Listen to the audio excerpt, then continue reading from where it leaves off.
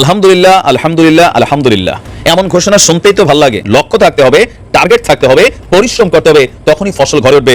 আর আমরা বিশ্বাস করি যারা এখানে ঢুকছে, যেহেতু 2 বছরের পরিকল্পনার ফসল, সুতরাং ওয়েল ট্রেইনড আপ। অবশেষে খেলার নাম যে বাবাজি। আর আমি মনে করি যে এটা শুধুমাত্র একক কারো অর্জন না, তো সকলে মিলা আমরা যে ঠেলা দিছি সেই ঠেলায় বগা ফান্দে পরে কান্দে রে। নরেন্দ্র মোদী এবার নিপাত যাবে ভারত থেকে। এটাই বাংলাদেশকে নিয়ে তারা যে খেলেছিল, সেই খেলা প্রকৃতি এবং আল্লাহর তরফ থেকে গজব হিসাবেই নরেন্দ্র মোদীর জন্য আসছে বলে আমি মনে করছি। নরেন্দ্র মোদী এবার পদত্যাগ করতে বাধ্য হবে। আল্লাহর খাস রহমত নাজিল হয়েছে। কল্পনাও করেনি যে তাদের এত বড় বিজয় হবে, এত সহজে তারা এত উপরে চলে যাবে এবং এত বড় একটা বিপদ থেকে এত সহজে এত সুন্দরভাবে তারা মুক্তি পাবে। আল্লাহ যা করে ভালোর জন্য করে। যার যত বড় ক্ষমতা থাকুক না কেন, ডক্টর ইউনূস এই মুহূর্তে সবচেয়ে ক্ষমতাবান। এই মাসেরই 9 তারিখে কি হইতে যাচ্ছে সবাই তো জানেন। যে যত বদনামি করেন না কেন, মানুষের চোখ খুলে গেছে ভাই। এই চোখ খোলা মানুষকে আর অন্ধ বানাইতে পারবেন না। আওয়ামী লীগ হচ্ছে গোখরা সাপ। ও যে পোশাক পরে আসে, ও যত ভদ্র ভাষায় কথা বলে, ও যত সুন্দর করে নাচে, দিন শেষে ও আওয়ামী লীগ ও দিল্লির দালাল, আমার নিরাপত্তার হুমকি। আসসালামু আলাইকুম প্রিয় দর্শক, বর্তমান বাংলাদেশের রাজনৈতিক প্রেক্ষাপট বা রাজনৈতিক পরিস্থিতির উপর বিশ্লেষণ করে আপনাদের সামনে কিছু গুরুত্বপূর্ণ ভিডিও ফুটেজ নিয়ে হাজির হয়েছি। এমনকি দর্শক, আমি আশা করছি যারা ভিডিওটি অন করেছেন তারা ভিডিওটি না টেনে সম্পূর্ণ মনোযোগ সহকারে দেখবেন, তাহলে এই ভিডিওর মূল রহস্য বা আসল ঘটনাগুলো জানতে বা বুঝতে পারবেন। তো প্রিয় দর্শক, আমি আর বেশি কথা বাড়াবো না, চলুন দেখে আসি আজকের সেই কাঙ্ক্ষিত ভিডিওগুলো। তবে তার আগে বলি, যারা এখনও চ্যানেলটি সাবস্ক্রাইব করেননি তারা সাবস্ক্রাইব করে পাশে থাকা বেল আইকনটি বাজিয়ে দিবেন। আর যারা ইতিমধ্যে সাবস্ক্রাইব করে রেখেছেন তাদেরকে অসংখ্য ধন্যবাদ। তো চলুন দর্শক, একটা লাইক দিয়ে আমরা ধারাবাহিকভাবে সকল ভিডিওর বিস্তারিত আলোচনা দেখে আসি। এটা কিভাবে ওয়ার্ক করতেছে? আওয়ামী লীগ পুনর্বাসনের রাজনীতি। আমাদের ডিপ স্টেটগুলো রাজনৈতিক দলগুলোকে ডেকে ডেকে নিয়ে বলছে যে একটা ইনক্লুসিভ নির্বাচন করতে হবে। সেপ্টেম্বর, অক্টোবর, নভেম্বর, ডিসেম্বরে দেখেন, এটা হলো প্রথম পর্ব নাটকে ইনক্লুসিভ ইলেকশন। ইনক্লুসিভ ইলেকশনটা কি জিনিস? যে আওয়ামী লীগ যেন নির্বাচন থেকে বাদ না পড়ে। তাহলে তাদের কাছে গত বছরে যা ঘটে গেছে, এটা শুধু একটা ক্ষমতার পরিবর্তন হয়েছে, এখানে গণ অভ্যুত্থান হয়নি। এটা একসময় বিএনপি ছিল, এরকম বিএনপির আন্দোলন করে পতন করানো হয়েছে। এখন আওয়ামী লীগ আসছে, আওয়ামী লীগকে আন্দোলন করে পতন করানো হয়েছে। একসময় এরশাদ ছিল, এরশাদকেও আন্দোলন করে পতন করানো হয়েছে। বাস্তবতা থেকে আসলে তাই। এরশাদ বিরোধী আন্দোলন, বিএনপি জামাত বিরোধী আন্দোলন আর গত বছরের গণ অভ্যুত্থান কি এক জিনিস? কিন্তু তারা দেখবেন মিডিয়াতে সবাইকে একই ভাষায় বলবার চেষ্টা করতেছে। অতএব তো স্বৈরাচার বিরোধী আন্দোলনের পরে এরশাদ নির্বাচন করে নাই। এরশাদের লোকজন 30-35টা সিট পাইছে না 91-তে। তারপরে হচ্ছে বিএনপি জামাতের বিরুদ্ধে আন্দোলন করার পরে 96-তে কি বিএনপি নির্বাচন করে হারছে, তো সংসদে ছিল তো। তাহলে এইবারও কেন এই হাসিনা চলে গেছে, আবার বিএনপি আবার ক্ষমতায় আসবে, আওয়ামী লীগ নির্বাচন করবে? যুক্তিগুলো খেয়াল করে দেখেন। তাহলে নাটকের প্রথম পর্ব ছিল আওয়ামী লীগকে পুনর্বাসন করা হবে ভোটের মাধ্যমে। আমরা কালেকটিভলি সবাই মিলে যখন দাঁড়ালাম যে আওয়ামী লীগকে পুনর্বাসনের রাজনীতি মেনে নেওয়া হবে না, যেই পদে থাকেন, যেই আমলাতন্ত্রে থাকেন, যেই উর্দি পরা কাপড় পরে প্রজাতন্ত্রের কর্মচারীরা যদি আমাদেরকে ডিকটেট করবার চেষ্টা করেন, আমরা প্রতিবার আপনাদেরকে না বলবো। যেভাবে দিল্লির আধিপত্যবাদের বিরুদ্ধে আমরা বারবার না বলেছি এবং আমরা লড়াই করেছি। আওয়ামী লীগ পুনর্বাসনের রাজনীতি হবে না। এখন দেখেন দ্বিতীয় পর্ব, দেখেন আওয়ামী লীগ পুনর্বাসনের। পরিষ্কার পরিচ্ছন্ন আওয়ামী লীগ, শুনছেন না আপনারা? রিফাইন্ড আওয়ামী লীগ। রিফাইন্ড আওয়ামী লীগ কেমনে হইব? এই সাবের হোসেন চৌধুরী সাহেবের মতো একটা ভদ্র মানুষ, ভালো মানুষ, কথা সত্য। গোখরা সাপের সাউন্ড বদলাইলেও কি ওর বিষদাঁত পরিবর্তন হয়? সাপের চামড়া বদলায়, গ্রামে দেখছেন? হ্যাঁ, সাপের চামড়া বদলায় না? চামড়া বদলাইলে কি ওর খাইসলত বদলায়? খাইসলত বদলায় না। আওয়ামী লীগ হইল সেরকম গোখরা সাপ। অতএব এই গোখরা সাপ বারবার কইব যে ভাই আমি কিন্তু এখন নাচতে পারি, আগের মধ্যে চিলাচিলি করি না, আমি এখন নাচি, তো আমার নাচ দেখতে আসেন। ও নাচের ফাঁকেও সুযোগ পাইলে কি করবে? ছোবল দেবে। আওয়ামী লীগ হচ্ছে গোখরা সাপ। ও যে পোশাক পরে আসে, ও যত ভদ্র ভাষায় কথা বলে, ও যত সুন্দর করে নাচে, দিন শেষে ও আওয়ামী লীগ ও দিল্লির দালাল, আমার নিরাপত্তার হুমকি। এটা হলো বটম লাইন। অতএব সেই বয়ানের রাজনীতি বুঝতে হবে। এটা হচ্ছে বাংলাদেশপন্থী রাজনীতি। এইটা হচ্ছে আওয়ামী লীগ পুনর্বাসনের দ্বিতীয় পর্বের নাটক। যে একটা দেখছেন না, সোহেল তাজ তার বাপের 100 বছরের জন্মদিবস না কি দিবসে গেছে তার বোন লইয়া প্রধান উপদেষ্টাকে দাওয়াত দিতে। খেয়াল করছেন? সোহেল তাজ তো ভালো মানুষ, পলিটিক্সে নাইটাই খালি শরীর বাড়ায়, খালি শরীর নাড়াচাড়া করে, ভালো মানুষ। ওই গোখরা সাপ, একজন পাঞ্জাবি পরা গোখরা সাপ আর একজন হলো বডি বিল্ডিং গোখরা সাপ, সুযোগ পাইলেই কামড় দিবে। অতএব এই সুশীল ভদ্র আওয়ামী লীগের দ্বিতীয় পর্বের রাজনীতি পুনর্বাসনে ব্যর্থ হয়েছে। পপুলার এটা সাপোর্ট নাই, কোনোভাবে এটা হইতে দেওয়া হবে না। এখন হচ্ছে তৃতীয় পর্বের আওয়ামী লীগের পুনর্বাসনের রাজনীতি শুরু হয়েছে। সেইটার নাম হলো আওয়ামী জাতীয় পার্টির রাজনীতি। সেটা কি জিনিস তো বুঝতে পারছেন না? আওয়ামী লীগকে পুনর্বাসন করেছে বাংলাদেশের সব রাজনৈতিক দল, এটা আমি বারবার বলেছি। আওয়ামী লীগকে প্রথম পুনর্বাসন করেছে শহীদ প্রেসিডেন্ট জিয়াউর রহমানের উদারতা দিয়ে, এবং বিশ্বাস করে হাসিনাকে দেশে আসতে দিছে। আসার 2 সপ্তাহের ভিতরে তাকে শাহাদাত বরণ করতে হয়েছে। আওয়ামী লীগ হলো সেই গোখরা সাপের নাম, ওরে বিশ্বাস করা যাবে না। আওয়ামী লীগকে প্রথম সংসদে কে নিচ্ছে? 86 সালের নির্বাচনের মধ্য দিয়ে জাতীয় পার্টি নিচ্ছে। তৃতীয়বার আওয়ামী লীগকে পুনর্বাসন করছে জামাত, বিএনপি বিরোধী আন্দোলন করে 90-র দশকে।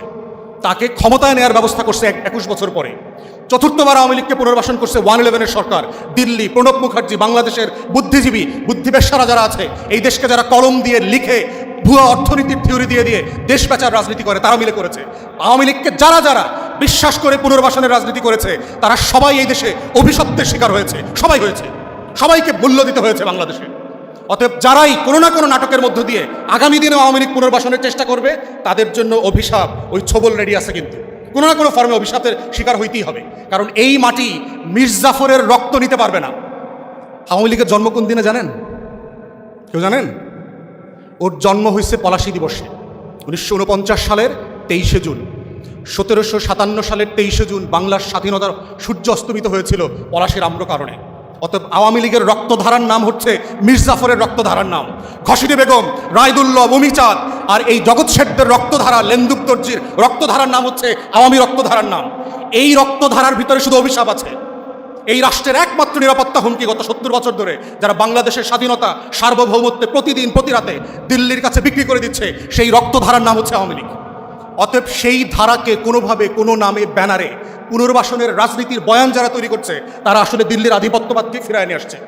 এবং এইটার এখন তৃতীয় ভাষণ আপনারা দেখতে পাচ্ছেন, জাতীয় পার্টির নামে চলছে। এবং এরা কিন্তু ভাই বোনের রাজনীতি করে, দেখবেন একজন যখন বিপদে পড়ে আরেকজন আগায় আসে। দেখবেন যখন আওয়ামী লীগ বিপদে পড়ছে, জাতীয় পার্টি আগায় আসছে। আবার দেখেন 90-র দশকে জাতীয় পার্টিকে তুইলা কোলে তুলে কে নিচ্ছে?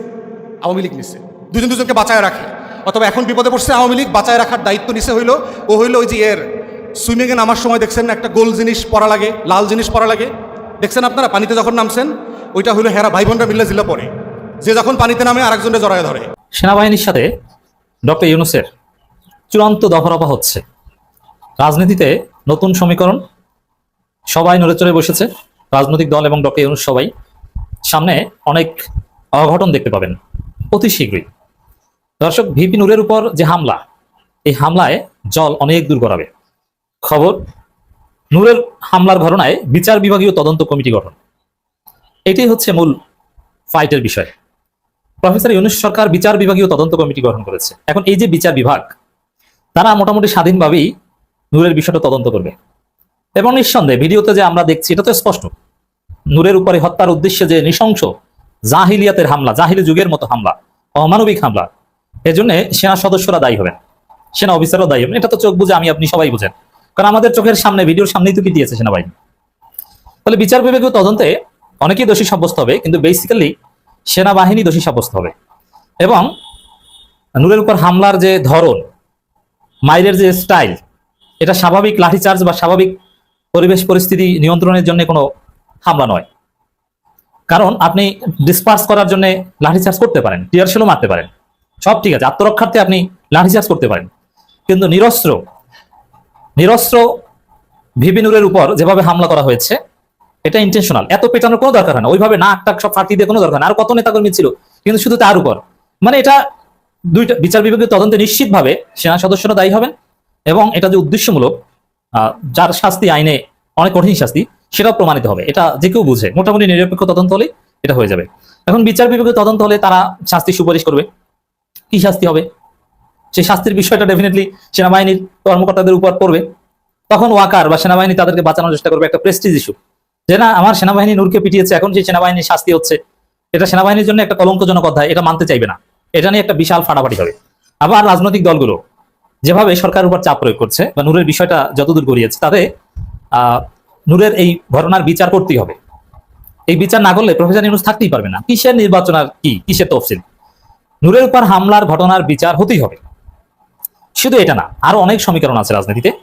দর্শক, বিএনপি, জামাত, এনসিপির সাথে তো প্রধান উপদেষ্টা বৈঠক হয়েছে, তারপরে আরো অনেকগুলো দলের সাথে বৈঠক হয়েছে, ইসলামী আন্দোলন বাংলাদেশ, গণ অধিকার পরিষদ। সেখানে রাজনৈতিক দলগুলোর সাথে যে আলোচনা হয়েছে এবং রাজনৈতিক দলগুলো যে দাবি করেছে, সেটা ইউনূসের জন্য এক কঠিন চাপ। পিয়ার পদ্ধতির কথা বলেছে, লেভেল প্লেইং ফিল্ডের কথা বলেছে, যার সারকাত হচ্ছে ফেব্রুয়ারিতে নির্বাচন, আপনার যেটা সিরিয়াস ওটার পরিবেশ আসলে নাই। এবং এই বিভিন্নের উপর হামলার কথা বলেছেন, এটা নিয়ে সব দল সোচ্চার হয়েছে। তো এই জায়গাটায় ইউনূস নিরুপায়, কি করবেন? একদিকে ফেব্রুয়ারিতে নির্বাচন করার কমিটমেন্ট, আর একদিকে রাজনৈতিক দলগুলোর চাপ, আর একদিকে সেনাবাহিনীর সাথে এক ফাড়াফাড়ি। মূলত এই অনাকাঙ্ক্ষিত ঘটনা ঘটেছে ভারতের প্রেসক্রিপশনে কাজ করতে যে। এই জন্য আমি বলি যে বাংলাদেশে অনেক অঘটন ঘটানোর চেষ্টা অনেকে করবে, কিছুটা ঘটাবেও, কিন্তু at the end of the day ভারতের কোনো প্রজেক্ট বাংলাদেশে সফল হবে না। যেমন ভিপি নুরের উপর হামলার উদ্দেশ্য কি সফল হয়েছে? না, উল্টো অ্যাকশন হয়েছে। ভিপি নুরের উপর হামলা হয়েছে, যে উদ্দেশ্যে হামলা করা হয়েছিল সেটা তো দূরে থাক, দূর কি বাদ, এখন যারা হামলা করেছে তাদের চাকরি বাঁচানোর জন্য তারা দৌড়দৌড়ি, সেনাপ্রধান তাদেরকে রক্ষা করতে পারবেন কি পারবেন না এটা নিয়ে দৌড়দৌড়ি শুরু হয়ে গেছে। তা আগামীতে আপনারা দেখবেন যে সেনাবাহিনীর সাথে একটা বিশাল ফাড়াফাড়ি প্রফেসর ইউনূসের হবে এই বিচার বিভাগীয় তদন্ত কমিটির সুপারিশ বাস্তবায়ন করতে যে, এবং সেই কমিটির রিপোর্ট পাবলিশ করতে দেয় কিনা এটা নিয়েও অনেক অঘটন ঘটবে। আর বিচার বিভাগ এতটা ঠুনকো নয় যে সেনাবাহিনী সেটা আটকে রাখতে পারবে। অতএব ভেরি টাফ সিচুয়েশন অপেক্ষা করছে এই বিচার বিভাগীয় তদন্ত কমিটি নিয়ে। আপনারা জানেন যে গুম কমিশন কিংবা সেই বিডিআর হত্যাকাণ্ডের জন্য যে কমিটি গঠন করা হয়েছে, কমিশন, সেটাও নানানভাবে ওয়াকার বাহিনী বাধাগ্রস্ত করছে। এভাবে ভিপি নুরের উপর হামলার ঘটনায় যে বিচার বিভাগীয় তদন্ত কমিটি গঠন করা হয়েছে, এটা নিয়েও হামলার ঘটনা, এটা নিয়েও এরকম জটিলতা ঘটবে। এটার রিপোর্ট পাবলিশ করতে নানানভাবে বাধা সৃষ্টি করা হতে পারে। ঘটনা হয়েছে যে ঢাকা ইউনিভার্সিটি মানে ডাকসুর নির্বাচন সমাসন্ন 9 তারিখে, এটা নিয়ে অনেক অনেক অনেক জল্পনা কল্পনা চলতেছে, অনেক ধরনের চক্রান্ত চলতেছে, কে বা কারা চক্রান্ত করতেছে সেই সম্পর্কে আমরা লাইভে গেলাম। তবে ছাত্র শিবিরকে বিভিন্নভাবে লাঞ্ছিত বলুন বা আটকানো বলুন বা এই নির্বাচন প্রস্পন বলুন করা হচ্ছে, এটা আমার কথা না, এটা সমস্ত নিউজ ফিডাররা বলতেছে। আচ্ছা, প্রথমেই ধরি ইউনিভার্সিটির একটি স্টুডেন্ট নারী নির্যাতনের জন্য আলী হোসেন নামে একটা স্টুডেন্টের বিরুদ্ধে একটা বদনাম ছড়াইলো যে এ বিভিন্ন রকম থ্রেট করছে নারী নির্যাতনের ব্যাপারে। এই আলী হোসেন শিবিরের কর্মী।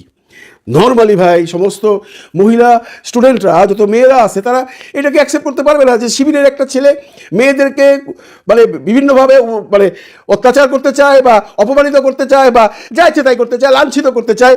এটাকে মাইনে নেওয়া যায়? আমি হলো মানতাম না, আপনি হলো মানতাম না যে একটা দলের কর্মী, যে দলের কর্মীটা মেয়েদেরকে সম্মান করতে পারে না, সেই দল কি করে ঢাকা ইউনিভার্সিটির এই যে এত বড় একটা ইলেকশন ডাকসুর নির্বাচনে পাশ করবে? ওদেরকে কেন আমরা ভোট দিব? বিরাট ব্যাপার। এটা আমি হলেও দিতাম না, আপনি হলেও দিতেন না, যদি আপনি জানেন যে অমুক প্রার্থী, একজন এমপির প্রার্থী হোক আর যে প্রার্থী হোক, সে ভদ্রলোক নারী নির্যাতন করে বা চোর বা ডাকাত, আপনি দিবেন না। একটা বিরাট ঝামেলায় পড়লো শিবির, যে তাদের সম্পর্কে যে বদনামটা করা হচ্ছে বাজারে, এটা তাদের জন্য অনেক বড় একটা বিপদ ডেকে আনবে। তারা তখন খোঁজ করা শুরু করলো, হুই ইজ আলী হোসেন, এই আলী হোসেনটা কে? অনেক খোঁজ খবরের পর জানা গেল আলী হোসেন বেসিক্যালি শিবিরের কেউই নয়, শিবিরের সাথে তার কোনো সম্পৃক্ততা নাই।